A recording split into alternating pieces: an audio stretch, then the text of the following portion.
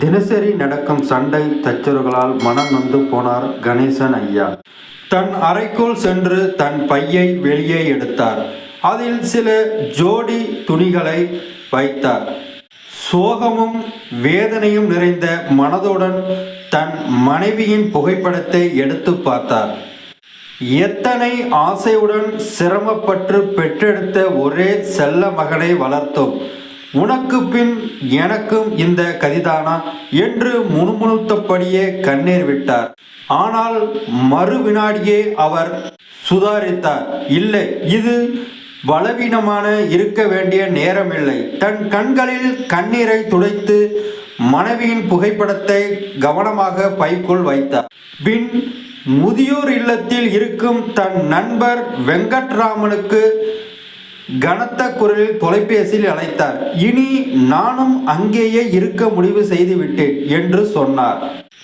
இதை கேட்டதும் நண்பர் வெங்கட்ராமன் அப்படியே சம்பித்து போனார். மேற்கொண்டு என்ன கேட்பது என்று தெரியாமல் வாயடைத்து நின்றார்.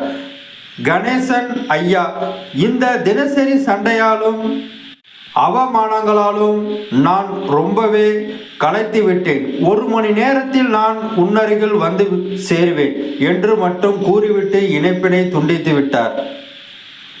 வீட்டை விட்டு புறப்பட்டு தன் பையுடன் அவர் வெளியே வரும்போது அவர் மகனும் மருமகளும் தங்கள் அறையில் அமர்ந்து தேநீர் மற்றும் சிற்றுண்டியை மகிழ்ச்சியுடன் உண்டு பேசிக் கொண்டிருந்தனர். ஆனால் இருவரும் ஒருவர் கூட நீங்கள் இந்த ஜாமான்களுடன் எங்கே போகிறீர்கள் என்று கேட்கவில்லை. அவரை தடுக்கவும் முயற்சிக்கவில்லை. வருடக்கணக்கில் அனுபவித்து வந்த அவமானமும் இழிவும் நிறைந்த வாழ்க்கையும் போதும் என்று வெறுத்து போன கணேசன் ஐயா சிறிது நேரத்தில் முதியோர் இல்லத்தின் வாசலில் வந்து நின்றார். புதிய நண்பர்கள், புதிய அமைதி. முதியோர் இல்லத்தின் சில நாட்களிலேயே கணேசன் ஐயாவுக்கு புதிய நண்பர்கள் பலர் கிடைத்தனர். எல்லோரிடமும் மனம் சிரித்து பேசுவார், சிரிப்பார். காலையிலும் மாலையிலும் தவறாமல் உடற்பயிற்சி செய்வார். நாட்கள் செல்ல செல்ல வீட்டை விட அந்த ஆசிரமமே அவருக்கு ஆறுதலை அமைதலையும் அளித்தது. வீட்டில் தினசரி கலவரமும் சண்டையும் இருக்க இங்கேயே எல்லோரும் ஒன்று சேர்ந்து உணவு உண்டனர். இந்த குதூகலத்தை பார்த்தாலும் கணேசன் ஐயாவின் இதயம் மட்டும் புண்ணாகி கிடந்தது. அவர் தன் மனைவி புகைப்படத்துடன் அடிக்கடி பேசுவார். நீ என்னை விட்டுவிட்டு சீக்கிரமே போய்விட்டாய், ஆனால் உனக்காக நான் வியர்வையை தண்ணீராக சிந்திய அந்த மகனும் என்னை கைவிட்டு விட்டானே என்று கண்ணீர் சிந்துவார். அந்த நாள் கணேசன் ஐயா ஆசிரமத்தின் முற்றத்தில் உலவிக் கொண்டிருந்த போது வெளியே ஒரு கார் வந்து நின்றது. ஆசிரமத்தில் இருந்த எல்லோருக்கும் அந்த காரை பார்த்தனர். இன்னும் ஒரு துரதிர்ஷ்டசாலி மூதாட்டி வந்திருக்கிறார் போல எவ்வளவு சிரமப்பட்டு பெற்றெடுத்து படிக்க வைத்து மகனை ஆளாக்கியிருப்பார். இன்று இவரும் கண்ணீருடன் இந்த வளாகத்திற்குள் நுழைய போகிறார் என்று பேசிக்கொண்டிருந்தனர். காரில் இருந்து ஒரு இளைஞன் இறங்கினான். பின் ஒரு பெண்மணி இறங்கினார். அவள் அந்த இளைஞனின் தாயாக இருக்கலாம். அந்த பெண்ணுக்கு சுமார் 60 வயது இருக்கும். தலையில் முக்காடு போட்டிருந்தார். முகம் சரியாக தெரியவில்லை. அதன் பிறகு காரில் இருந்து 30-35 வயதுடைய இன்னொரு பெண் இறங்கினார். அவள் கையில் ஒரு பை இருந்தது. அந்த பெண் அந்த பையை வயதான தாயின் கையில் திணித்தார். ஏதோ சில வார்த்தைகள் சொன்னாள். அந்த வயதான தாயும் அமைதியாக அவள் சொல்வதை கேட்டுக்கொண்டிருந்தார். பின் அந்த இருவரும் காரில் ஏறி சென்று விட்டனர். அந்த வயதான தாய் முதியோர் இல்லத்தின் வாசலில் சில நிமிடங்கள் அப்படியே நின்றார். பின் கனந்த மனதுடன் கண்களை துடைத்து கொண்டே ஆசிரமத்திற்குள் நுழைந்தார். கணேசன் ஐயா அவரை பார்த்தபோது அவர் தன் தலையில் இருந்த முக்காட்டால் முகத்தை மறைத்து கொண்டார். பேசாமல் பெண்கள் பிரிவு இருக்கும் திசையை நோக்கி நடந்தார். கணேசன் ஐயாவுடன் நின்று கொண்டிருந்த மற்றொரு முதியவர், இன்றைக்கு ஒரு தாயின் பாசம் மீண்டும் சின்ன பின்னையாகி விட்டது, இன்னொரு தாயின் கனவுகள் சிதைக்கப்பட்டு விட்டன என்று வேதனையுடன் சொன்னார். கணேசன் ஐயா அந்த பெண்மணியின் முகத்தையே மீண்டும் மீண்டும் பார்த்து கொண்டிருந்தார். அவரை எங்கேயோ பார்த்தது போல் அவருக்கு தோன்றியது. ஆனால் அவரால் யாரென்று உறுதியாக புரிந்து கொள்ள முடியவில்லை. பொதுவாக அந்த பெண்மணி கணேசன் ஐயாவை பார்த்தால் தன் முக்காட்டல் முகத்தை பாதி மறைத்து கொள்வார். உண்மையை வெளிப்பட தருணம். ஒரு நாள் அந்த பெண்மணி தோட்ட வேலைகளில் ஈடுபட்டிருந்தார். அதே சமயம் கணேசன் ஐயா நடைப்பயிற்சிக்காக வெளியே வந்தார். தோட்ட வேலை செய்து கொண்டிருக்கும் போது அந்த பெண்மணியின் முக்காடு தலையில் இருந்து விலகியது. அவர் முகத்தை பார்த்ததும் கணேசன் ஐயாவின் காலடியில் இருந்த பூமி விலகியது போல் அதிர்ந்தார். பல கேள்விகள் அவர் மனதில் அலை மோதின. சரியாக அதே நேரம் அவர் நண்பர் வெங்கட்ராமன் அங்கு வந்தார். ஏய் கணேசா, என்ன இது? சாப்பாடு நேரம் ஆகிவிட்டது, எங்கேயே சுற்றுகிறாய்? ஏன் இப்படி பம்பிக்கொண்டு இருக்கிறாய்? எல்லோரும் காலையிலேயே சிற்றுண்டி மேசையில் இருந்தோம், நீ மட்டும் ஏன் வரவில்லை? என்ன பிரச்சனை என்று உரிமையுடன் கேட்டார். அட ஒன்றுமில்லை, சும்மா ஒரு நடை போகலாம்னு வந்தேன், அதான் இதோ வர்றேன் என்று சமாளித்துவிட்டு இருவரும் உணவு கூடத்திற்கு சென்றனர். உணவு அறையில் அமர்ந்த பிறகும் கணேசன் ஐயாவின் கண்கள் மீனாட்சி அம்மாவை தேடிக்கொண்டிருந்தன. அவரின் நேராக சென்று கேட்க வேண்டும், ஏன் இங்கே வந்தீர்கள்? என்ன நடந்தது? உங்கள் வாழ்க்கை இவ்வளவு பெரிய குடும்பமாக சந்தோஷமாக இருந்ததாக சொன்னீர்களே, மகனும் மருமகளும் மகிழ்ச்சியாக இருப்பதாக சொன்னீர்களே, இப்போது இந்த நிலைமைக்கு வர காரணம் என்ன என்று கேட்க துடித்தார். உணவு கூட ஊழியர் ஒருவரின் 2 நாட்களுக்கு முன்பு இந்த பெண்மணி ஆசிரமத்திற்கு வந்தார். அவர் இன்று சாப்பிட வரவில்லையா என்று விசாரித்தார். அதற்கு அந்த ஊழியர், அந்த அம்மாவுக்கு மனசு சரியில்லை, ரொம்பவும் வருத்தத்தோடு இருக்காங்க, அதனால தான் சாப்பிட வரலைன்னு சொல்லிட்டாங்க. ஆமாங்க, அவங்க மகன் மருமகள் செஞ்ச காரியம் எரிச்சல் கூடிய வரக்கூடாது, ரொம்ப மனசு உடைஞ்சு போய் இருக்காங்க. காலையிலிருந்து தன் அறையிலேயே உட்கார்ந்து அழுதுகிட்டே இருந்தாங்க. மனசை மாற்றுவதற்காகத்தான் அவர்களின் தோட்ட வேலை செய்ய சொல்ல கொண்டிருந்தோம் என்று விளக்கினார். இதை கேட்டு கணேசன் ஐயாவின் மனம் மிகுந்த வேதனை அடைந்தது. மீனாட்சி அம்மாவுக்கு என்னதான் நடந்தது என்று தெரிந்து கொள்ள மிகவும் ஆசைப்பட்டார். சிறிது நேரத்திற்கு பிறகு கணேசன் ஐயா பெண்கள் பிரிவு இருக்கும் அறைக்கு சென்று மீனாட்சி அம்மாவை சந்தித்தார். கணேசன் ஐயா தன் எதிரில் நிற்பதை பார்த்து மீனாட்சி அம்மாள் சற்றே பதற்றம் அடைந்தார். கணேசன் ஐயா, நீங்கள் என்னை பார்த்து விட்டீர்கள் என்று எனக்கு தெரியும், நீங்கள் அடையாளம் கண்டு கொண்டீர்கள் என்று தெரியும், தயவு செய்து சொல்ல முடியாம உங்களுக்கு இப்படி ஒரு நிலைமை வர என்ன காரணம் என்று கேட்டார். மீனாட்சி அம்மாள் பதில் எதுவும் சொல்லவில்லை. ஆனால் அவர் கண்கள் கண்ணீரால் நிறைந்தன. இதை கண்ட கணேசன் ஐயா இன்னும் அதிகமாக மனவேதனை அடைந்தார். ஏன் இந்த காலத்தில் பெற்றோர்களை பழைய பொருட்களைப் போல தூக்கி எறிகிறார்கள்? அவர்களுக்கு தன்மானம் கிடையாதா என்று சத்தமாக இந்த உலகத்திடம் கேட்க வேண்டும் என்று அவர் மனது துடித்தது. தன் எண்ணங்களில் மூழ்கி இருந்த கணேசன் ஐயா ஆசிரமத்தின் முற்றத்தில் நடந்தபோது எதிர்பாராமல் ஒரு செடியின் விளிம்பில் கால் தவறிவிட்டார்.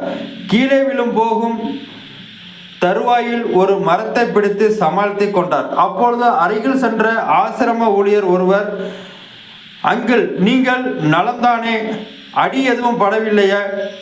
உங்கள் காலை காட்டுங்கள், அடிபட்டிருந்தால் இப்போதே கட்டு போடுகிறேன் என்றார். கணேசன் ஐயா, அட இல்லை, எனக்கு எதுவும் பெரிய அடி இல்லை, நான் தப்பித்து விட்டேன் என்று சொல்லிவிட்டு அங்கிருந்த இருக்கையில் அமர்ந்தார்.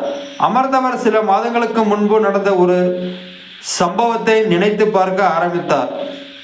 தான் குளியலறையில் வழுக்கி விழுந்தபோது காலில் பலத்த காயம் ஏற்பட்டது. அதை பார்த்தும் பார்க்காதம் போல் அவரது மருமகள் தன் வேலையை பார்த்து கொண்டிருந்தார். மகனோ சத்தமாக, உங்களால் ஏன் சரியாக நடக்க முடியவில்லையா, ஏன் இப்படி அவசரப்படுகிறீர்கள் என்று புரியவில்லை, எந்த வேலையும் ஒழுங்காக செய்ய மாட்டீர்கள், பார்க்கும்போது அடிபட்டு கொண்டிருக்கும் எங்களுக்கும் வேலையை கூட்டுகிறீர்கள், சும்மா இருந்தால் ஏன் உங்கள் அறையிலேயே அமைதியாக இருக்கக்கூடாது, நாள் முழுக்க இங்கும் அங்கும் சுற்றி கொண்டே இருக்கிறீர்கள் என்று கத்தினான். தன் அப்பாவின் காலை பற்றியோ காயத்திற்கு மருந்து போடவோ பற்றியோ அவன் கவலைப்படவில்லை. ஒரு நாள் கணேசன் ஐயாவின் கண்ணாடி உடைந்து போனது. மகனிடம், மகனே, என் கண்ணாடியை சரி செய்து கொண்டிருக்கிறாயா, உடைந்தால் சரியாக தெரியவில்லை என்று கேட்டார். அவ்வளவுதான். மருமகள் நடுவில் குறுக்கிட்டு சத்தமாக, சும்மா படுத்து கிடந்து செலவை மட்டும் கூட்டிக்கிறீர்கள், வேறு என்ன வேலை செய்கிறீர்கள், உங்களுக்கு என்ன ஆச்சு, சின்ன பிள்ளைகள் போல நடந்து கொள்கிறீர்கள் என்று கத்தினாள். இப்படி எத்தனை முறை தன் மகன் மற்றும் மருமகளால் அவமானப்படுத்தப்பட்டேன் என்று எண்ணினார். கடந்த கால நினைவுகளில் ஆழ்ந்திருந்த போது எதிரே அவரது நண்பர் வெங்கட்ராமன் சிரித்த முகத்துடன் வந்தார். அவரை பார்த்து கணேசன் ஐயா, என்ன வெங்கட்ராமா, இன்று மிகவும் சந்தோஷமாக இருக்கிறாய் போல என்றார். வெங்கட்ராமன், இன்று என் மகனின் பிறந்தநாள், அவன் தொலைபேசியில் அழுதான், இன்று என்னை பார்க்க வரப்போகிறானாம், அதனால் தான் எனக்கு அவ்வளவு சந்தோஷம், ரொம்ப நாட்களுக்கு பிறகு இன்று அவன் முகத்தை பார்க்க போகிறேன் என்றார். வெங்கட்ராமன் பேச்சை கேட்டதும் கணேசன் ஐயா சற்றே எரிச்சலிந்தார். உன்னை இந்த நிலைமைக்கு தள்ளி முதியோர் இல்லத்தில் விட்டு சென்றானே, வருடத்திற்கு ஒரு முறை வந்து எப்போதாவது பார்த்து விட்டு செல்லும் அந்த மகனுக்காக நீ சந்தோஷப்படுகிறாயா என்று கோபமாக கேட்டார். அதற்கு வெங்கட்ராமன், அவன் என்னை பார்க்க வருகிறானோ அதில்தான் நான் மகிழ்ச்சி அடைகிறேன், எனக்கு அதுவே போதும் என்றார். ஆனால் வெங்கட்ராமனின் பேச்சை காதில் வாங்காமல் கணேசன் ஐயா கோபத்துடன் தன் அறைக்கு சென்று அமர்ந்து சிந்திக்க தொடங்கினார். இந்த கதை எனக்கோ மீனாட்சி அம்மாளுக்கோ நடந்தது மட்டுமல்ல, ஆசிரமத்தில் இருக்கும் ஒவ்வொரு முதியவர்களுக்கும் ஒரு சோக கதை இருக்கிறது. ஒவ்வொருவரின் வருகைக்கு பின்னும் ஒரு வழி நிறைந்த காரணம் உள்ளது. சும்மா விருத்தப்பட்டு யாரும் முதியோர் இல்லத்திற்கு வருவதில்லை. ஒரு மனிதன் உள்ளுக்குள் நொந்து போனால் ஒளியே இந்த இடத்திற்கு வரமாட்டான். ஆனால் இங்கு உள்ள முதியோர்கள் எல்லோரும் தங்கள் கசப்பான நினைவுகளை மறந்து வாழ்க்கையை வாழ கற்றுக்கொள்கிறார்கள். சிலர் காலத்திற்கு ஏற்றாற்போல் தங்களை மாற்றிக்கொண்டு சந்தோஷமாக இருக்க முயற்சிக்கிறார்கள். என்னை போன்ற சிலராலே எப்போதும் என் மகன், மருமகள், பேர குழந்தைகளை நினைத்து கண்ணீர் சிந்துகிறோம். அடிக்கடி வீட்டையும் குடும்பத்தையும் நினைத்து ஏங்குகிறோம். வீட்டில் பாசம் இருக்கிறது என்ற பற்று ஒரு பக்கம் இருக்க, மகன் மருமகள் தந்த காயங்களும் ஒரு பக்கம் இருக்கிறது. கணேசன் ஐயாவுக்கு கவிதை எழுதுவதில் ஆர்வம் அதிகம். அதனால் தன் மனதை ஆற்றுவதற்காக சில நிமிடங்கள் கவிதை எழுத ஆரம்பித்தார். ஒரு காகிதத்தில் தன் மனதில் உள்ள வேதனைகளையில் கவிதையாக எழுதும் பொழுது அவரது கண்கள் கண்ணீரால் நிறைந்தன. சரியாக அந்த நேரத்தில் ஆசிரமத்தின் நிர்வாக ஊழியர் வந்து, ஐயா, உங்கள் மகன் மருமகள் உங்களை பார்க்க வந்திருக்கிறார்கள், உங்கள் பேரன் கார்த்திக்கும் வந்திருக்கிறான் என்று மெல்லிய குரலில் கூறினார். இதை கேட்டு கணேசன் ஐயா அதிர்ச்சி உடைந்தார். அதே சமயம் அவரது முகத்தில் வெறுப்பும் தோன்றியது. இன்றைக்கு என் மகனுக்கு என் ஞாபகம் எப்படி வந்தது என்று யோசித்தார். அவர் அலுவலக அறைக்கு சென்றபோது அவரது 5 வயது பேரன் கார்த்திக் தாத்தா தாத்தா என்று கூப்பிட்டபடியே ஓடி வந்து அவரது கால்களை இறுக்க கட்டி கொண்டான். கணேசன் ஐயாவின் கண்களில் இருந்து கண்ணீர் வழிந்தது. இதுவரை மனதை கல்லாகி கொண்டு ஆசிரமத்தில் வாழ்ந்து கொண்டிருந்தார். ஆனால் பேரனை கண்டதும் அவரது மனம் பலவீனமடைந்து தொடங்கியது. உடனே அவர் மனதுக்குள், இல்லை, நாம் உறுதியாக எடுத்த முடிவில் உறுதியாக இருக்க வேண்டும், இந்த நேரத்தில் வலுவாக இருக்க வேண்டும் என்று நினைத்து கொண்டார். கோபத்துடன் தன் மகனை பார்த்து, நீ ஏன் இங்கு வந்தாய்? இங்கிருந்து உடனே கிளம்பி போ. எனக்கு யாரையும் பார்க்க வேண்டிய அவசியம் இல்லை. நான் இங்கு மிகவும் மகிழ்ச்சியாகவும் நிம்மதியாகவும் இருக்கிறேன். குறைந்தபட்சம் இங்கு என்னுடன் பேசி சிரிக்கையாவது ஆட்கள் இருக்கிறார்கள் என்றார். அவரது மகன் தயங்கி நின்றபடி, இல்லையப்பா, அது இன்று கார்த்திகையின் பிறந்த நாள். நாங்கள் வீட்டில் இருந்து வைத்திருந்தோம். என் மகனின் ஆசை என்னவென்றால் நீங்களும் பிறந்தநாள் விழாவில் கலந்து கொள்ள வேண்டும் என்பதுதான். நீங்கள் வந்தால் அவனுக்கு மிகவும் மகிழ்ச்சியாக இருக்கும் என்றான். அதற்கு கணேசன் ஐயா, பார், நான் அந்த வீட்டை விட்டு வந்துவிட்டேன். நான் மீண்டும் அங்கே வரப்போவதில்லை என்று திட்டவட்டமாக மறுத்தார். அப்போது மகன், அப்பா, வீட்டுக்கு வாருங்கள். உங்கள் நண்பர்கள் எல்லோரும் விருந்திற்கு வந்திருக்கிறார்கள். அவர்களையும் நாங்கள் அழைத்து வந்திருக்கிறோம். பக்கத்து வீட்டுக்காரர்கள், சொந்தக்காரர்கள் எல்லோரும் வருவார்கள். எல்லோரும் உங்களை பற்றி விசாரிப்பார்கள். நாங்கள் என்ன பதில் சொல்வது என்று கேட்டான். அப்போது கணேசன் ஐயா கோபத்துடன், ஓ, அப்படியானால் இன்று என் பேரனின் பிறந்த நாளுக்காக என்னை அழைக்க வரவில்லை. உன் மானத்தை காப்பாற்றிக் கொள்ள என்னை அழைக்க வந்திருக்கிறாய். உன் அப்பா எங்கே என்று எல்லோரும் கேட்டால் நீ என்ன பதில் சொல்வது? அதற்காகத்தான் என்னை கூப்பிட வந்தாயா? இப்போதே இங்கிருந்து போ. நான் எங்கும் வரவில்லை. நீங்கள் எத்தனை சுயநலவாதிகள் என்று சத்தமாக கத்தினார்.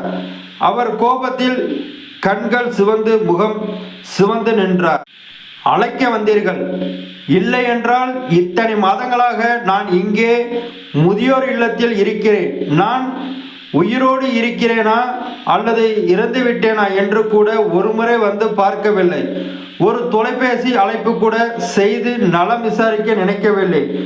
ஏன் வீட்டை விட்டு முதியோர் இல்லத்திற்கு சென்றேன் என்று கூட கேட்கவில்லை.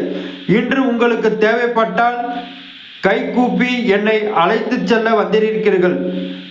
வேண்டாம், இனி இதுதான் என் வீடு, நான் வேறு எங்கும் செல்ல மாட்டேன் என்று ஆவேசமாக கூறிவிட்டு கணேசன் ஐயா தன் அறையை நோக்கி நடக்க ஆரம்பித்தார். மகனும் மருமகளும் ஒருவரை ஒருவர் பார்த்து கொண்டனர். இப்படி சொன்னால் அப்பா வர மாட்டார், வேறு ஏதாவது செய்ய வேண்டும், அப்போதுதான் அவரை வீட்டுக்கு அழைத்து செல்ல முடியும். உறவினர்களின் ஏளன பேச்சுகளிலிருந்து தப்ப முடியும் என்று இருவரும் திட்டமிட்டனர். உடனே இருவரும் சோகமான முகத்துடன் கணேசன் ஐயாவிடம் சென்று கொஞ்சம் குரலில் பேசத் தொடங்கினர். அப்பா, எங்களை மன்னித்து விடுங்கள். இன்று உங்கள் பேரன் கார்த்திகின் பிறந்த நாள் அல்லவா? உங்கள் பேரனின் மகிழ்ச்சியில் நீங்கள் கலந்து கொள்ள வேண்டாமா என்றனர். இதை கேட்டும் கணேசன் ஐயாவின் மனம் மெல்ல இலகியது. அப்போது கார்த்திக், வாங்க தாத்தா, நாம ரொம்ப ஜாலியா இருக்கலாமே என்றான். பேரனின் அன்பான வார்த்தைகளை அவரால் எதிர்க்க முடியவில்லை. எனினும் மகன் மற்றும் மருமகளின் செய்கை காரணமாக அவர் வீட்டுக்கு செல்ல விரும்பவில்லை. ஆனால் கார்த்திக் கூறியதால் வீட்டுக்கு செல்ல அவர் சம்மதித்தார். சரி, என் நிபந்தனை ஒன்று உள்ளது. நான் வீட்டுக்கு வருவேன். கார்த்திகையின் பிறந்தநாள் முடிந்தவுடன் மீண்டும் என்னை திரும்ப முதியோர் இல்லத்தில் கொண்டு வந்து சேர்க்க வேண்டும். நீங்களே வந்து என்னை திரும்ப விடுவீர்கள் என்றார். மகனும் மருமகளும் இதற்கு சம்மதித்தனர். ஒரு இரவு தங்குதல். கார்த்திகையின் பிறந்தநாள் விழா மிகவும் விமர்சையாக கொண்டாடப்பட்டது. உறவினர்கள், பக்கத்து வீட்டுக்காரர்கள் எல்லோரும் கணேசன் ஐயாவை மிகவும் அன்புடன் சந்தித்தனர். அவரது பழைய நண்பர்களும் அவரை சந்தித்தது மகிழ்ச்சி அளித்தது. கணேசன் ஐயா யாரிடமும் எதுவும் சொல்லவில்லை. புன்னகையுடன் முழு விருந்தையும் அனுபவித்தார். ஆனால் அவர் மனதில் வேறு சில சிந்தனைகள் ஓடிக்கொண்டிருந்தன.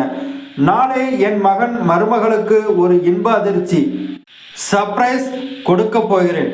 அதை அவர்கள் சற்றும் எதிர்பார்க்க மாட்டார்கள் என்று நினைத்து கொண்டார். விருந்து முடிந்த போது இரவு வெகு நேரமாகிவிட்டு இருந்தது. கணேசன் ஐயா அன்று இரவு அங்கேயே தங்கினார். தன் அறையில் உறங்க சென்றபோது தன் மனைவி சுதாவின் நினைவுகளில் மூழ்கினார். என்ன இது, 2 ரொட்டிகளுக்கு வயிறு நிறைந்து விடுமா? இன்னும் ஒரு ரொட்டி எடுத்து கொள்ளுங்கள், இப்போதான் சூடா சுட்டுட்டு இருக்கேன். என் மேல் ஆசையா? சாப்பிடுங்க. நீங்க சாப்பிட்டாதான் என் மனசு நிறைஞ்சிடும். அடடா, வேணாம் சுதா, என் வயிறு நிறைந்து விட்டது. இன்னும் எவ்வளவுதான் எனக்கு ஊட்டுவாய்? தன் மனைவி சுதாவை நினைத்து கொண்டே உறங்க தொடங்கினார். அப்படி ஒரு சுதா இருந்தால் என்னை கை அசைத்து ஒரு குவளை தண்ணீர் கூட எடுக்க விட மாட்டாள். ஆனால் இவள் ஒருத்தி ஒரு ரொட்டிக்காக ஏங்க வைத்து விட்டாள். சமையல், காய்கறி வாங்குவது முதல் வீட்டை சுத்தம் செய்வது வரை எல்லா வேலைகளையும் என் தலையில் கட்டிவிட்டாள். அந்த வேலைகளை செய்வதில் எனக்கு ஆட்சேபமும் இல்லை. ஆனால் எல்லாம் செய்த பிறகும் வீட்டில் மரியாதை இல்லை என்றால் இந்த வாழ்க்கை எதற்கு என்று எண்ணினார். தன் மனைவியின் நிலையில் மூழ்கியிருந்த அவர் எப்பொழுது உறங்கினார் என்று அவருக்கே தெரியவில்லை. காலையில் எழுந்தபோது மகனும் மருமகளும் தயாராக காத்திருப்பதை கண்டார். அவர் வெளியே வந்ததும் மருமகள் ரேகா, வாங்கப்பா, சீக்கிரம் தயாராகுங்கள், உங்களை மீண்டும் முதியோர் இல்லத்தில் கொண்டு போய் விடுகிறோம் என்றாள். அப்படியே ரேகாவின் மனதில், அப்பா இங்கே நிரந்தரமாக தங்கிவிடலாம் என்று நினைத்துவிடக் கூடாது. அதனால் சீக்கிரமாக அவர்களை ஆசிரமத்தில் கொண்டு போய் விட வேண்டும் என்று எண்ணினார். கணேசன் ஐயா அவர்கள் இருவரையும் பார்த்து அவர்கள் எண்ணத்தை நன்றாக புரிந்து கொண்டார். அதனால் அவரும் குளித்து உடை மாற்றி விரைவாக தயாரானார். முதியோர் இல்லத்திற்கு செல்வதற்காக காரில் ஏறும்பொழுது மருமகள் ரேகாவின் முகத்தில் திருப்தியான ஒரு புன்னகை இருப்பதை அவர் கண்டார். மனதுக்குள், சரியம்மா, இன்று நான் உனக்கு கொடுக்கும் இன்ப அதிர்ச்சிக்கு பிறகு நீ இனி முதியோர் இல்லம் என்ற பெயரையே மறப்பாய் என்று நினைத்து கொண்டார். கணேசன் ஐயா அவ்வாறு நினைத்து கொண்டே காரில் அமர்ந்தார். ஒரு கணம் தன் வீட்டை ஏக்கமாக பார்த்தார். சரி, மனதிற்கு எங்கு நிம்மதி கிடைக்கிறதோ அங்குத்தான் இருக்க வேண்டும். இங்கே மகன் மருமகள் என்னை துரத்த எவ்வளவு அவசரம் காட்டுகிறார்கள். இங்கு இருந்து என்ன பயன்? என் முதியோர் இல்லமே போதும். அங்கு நான் என் விருப்பப்படி சாப்பிடுவேன், இருப்பேன், எனக்கு பிடித்த வேலைகளை செய்வேன், யாருடைய தொந்தரவும் இருக்காது என்று எண்ணிக்கொண்டார். முதியோர் இல்லத்தின் முன் கார் நின்றவுடன் மகனும் மருமகளும் காரில் இருந்து இறங்கி நின்றனர். கணேசன் ஐயாவும் காரில் இருந்து இறங்கி உள்ளே செல்ல தொடங்கினார். சிறிது தூரம் சென்ற அவர் சற்றென்று நின்று பின்னால் திரும்பி மகன் மருமகளை அழைத்தார். அவர்கள் இருவரும் காரில் ஏற தயாராக இருந்தார்கள். கணேசன் ஐயாவின் குரலை கேட்டு நின்றனர். கணேசன் ஐயா மீண்டும் திரும்பி போக வேண்டாம், நீங்கள் இருவரும் யாரோ ஒருவரை சந்திக்க வேண்டும் என்றார். அவரும் மகளும் மருமகளும் கணேசன் ஐயாவை பின்தொடர்ந்து நடந்தனர். முதியோர் இல்லத்தின் வளாகத்திற்குள் வந்ததும் அங்கிருந்த ஊழியர் ஒருவரின் மீனாட்சி அம்மாளை வெளியே அழைத்து வருமாறு கணேசன் ஐயா கூறினார். மீனாட்சி அம்மாள் வெளியே வந்ததும் கணேசன் ஐயாவின் மகன் ரோகன் அதிர்ச்சியில் உடைந்து போனான். மருமகள் ரேகாவின் என்ன நடக்கிறது என்றே புரியவில்லை. அவளுக்கு அதிர்ச்சியின் உச்சகட்டமாக இருந்தது. ரேகா ஓடிச் சென்று மீனாட்சி அம்மாவை கட்டிக்கொண்டு விம்பி விம்பி அழுதாள். அம்மா, நீங்கள் இங்கு என்ன செய்கிறீர்கள்? எப்போது வந்தீர்கள்? நீங்கள் எனக்கு சொல்லவே இல்லையே என்று அழுதாள். ஆனால் ரேகாவின் வார்த்தைகளுக்கு மீனாட்சி அம்மாள் எந்த பதிலும் சொல்லவில்லை. ரேகா மீண்டும், நீங்கள் அண்ணா அண்ணன் அண்ணியோடு சந்தோஷமாக இருப்பதாகத்தான் நினைத்தேன். நேற்று கூட அண்ணனோடு பேசினேன். நீங்க முதியோர் இல்லத்தில் இருப்பதை அவளும் சொல்லவில்லை. நான் எத்தனை நாட்களாக உங்களிடம் பேச முடியவில்லை என்று விசாரித்தேன். அம்மா, தீர்ந்த யாத்திரைக்கு போயிருக்கீங்க, இப்போ பேச முடியாது என்று அண்ணி சொன்னாள். நானும் நீங்கள் தீர்த்த யாத்திரைக்குத்தான் போகிறீர்கள் என்று நம்பினேன். ஆனால் அந்த ஜாலியான அண்ணி உங்களை முதியோர் இல்லத்தில் கொண்டு வந்து விட்டாள் என்று எனக்கு தெரியாது என்று கத்தினாள். தன் மகள் சொல்வதை கேட்டதும் மீனாட்சி அம்மாளுக்கும் கண்ணீர் விட்டு அழுதார். ஆமாம் மகள், உன் அண்ணா அண்ணி இருவரும் பொய் சொன்னார்கள். 1 மாதத்திற்கு முன்பே அவர்கள் என்னை கொண்டு வந்து இங்கே விட்டு விட்டார்கள் என்றார். ஆனால் அம்மா, நீங்கள் எனக்கு ஒரு ஃபோன் செய்து சொல்லியிருக்க கூடாலாமே? நான் உடனடியாக இங்கு வந்திருப்பேனே. என் அம்மாவுக்கு இப்படி செய்ய அவர்களுக்கு எப்படி துணிவு வந்தது என்று ரேகா தன் வாயை கட்டிக்கொண்டு அழுதாள். நான் எப்படி உனக்கு சொல்வது? நான் முதியோர் இல்லத்திற்கு வந்த அன்று உன் மாமனாரை இங்கு பார்த்தேன்.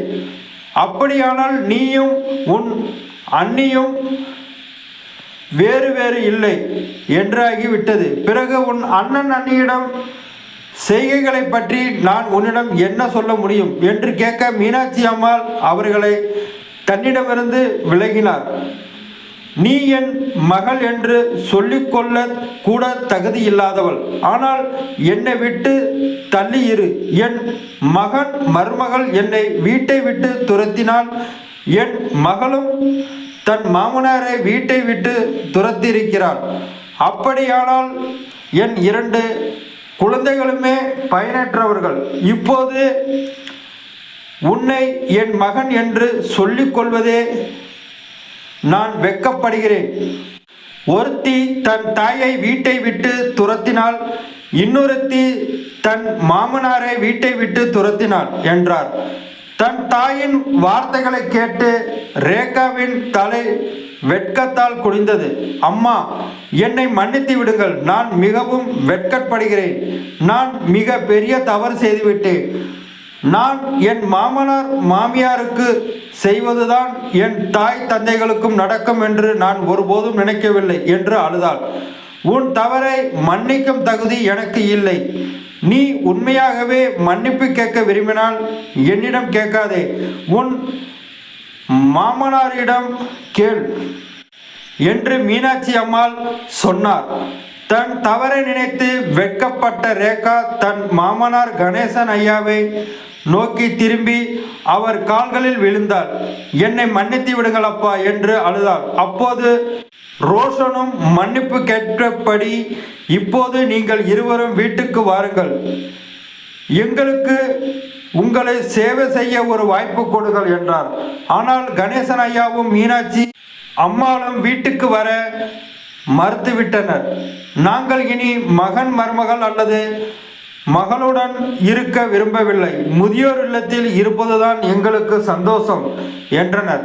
இருவரும் எவ்வளவு கெஞ்சியும் கணேசன் ஐயா மீனாட்சி அம்மாள் இருவரின் பதில் இதுதான்: ஒருமுறை ஏமாந்து விட்டோம். இந்த கிள வயதில் எங்கள் குழந்தைகளால் மீண்டும் மீண்டும் ஏமாறப்படுவதை ஏற்கும் சக்தி எங்கள் உடலில் இல்லை. இவ்வளவு சொல்லிவிட்டு கணேசன் ஐயாவும் மீனாட்சி அம்மாக்களும் தங்கள் அறைக்கு சென்று விட்டனர். ரோஷனும் ரேகாவும் துக்க மனதுடன் தங்கள் வீட்டை நோக்கி திரும்பினர். வீட்டுக்கு சென்று பார்த்தபோது கணேசன் ஐயாவின் அறையில் அவரது படுக்கை மீது ஒரு காகிதம் கிடந்தது. அது அவரது சட்டை பையிலிருந்து கீழே விழுந்திருக்கலாம். ரோஷன் அந்த காகிதத்தை எடுத்து பிரித்து படித்த போது அதில் அவர் அப்பா எழுதிய ஒரு கவிதை இருந்தது. மரணம் வரும் முன்னே ஒரு மரணத்தை பார்த்ததுண்டா? ஆம், நான் பார்த்தேன். இன்று மரணம் வரும் முன்னே ஒரு மரணத்தை பார்த்தேன். வாழ்வு அதன் கடைசி எல்லைக்கு வரும்பொழுது உடலும் வேலை செய்யாமல் சுவாசம் மட்டும் வந்து போகும் போது, ஆம், ஆம், நான் பார்த்தேன். மரணம் வரும் முன்னே ஒரு மரணத்தை பார்த்தேன். தன் தந்தையால் எழுதப்பட்ட இந்த கவிதையை பார்த்ததும் ரோஷனின் இதயத்தில் ஏதோ ஒரு வலி ஏற்பட்டது.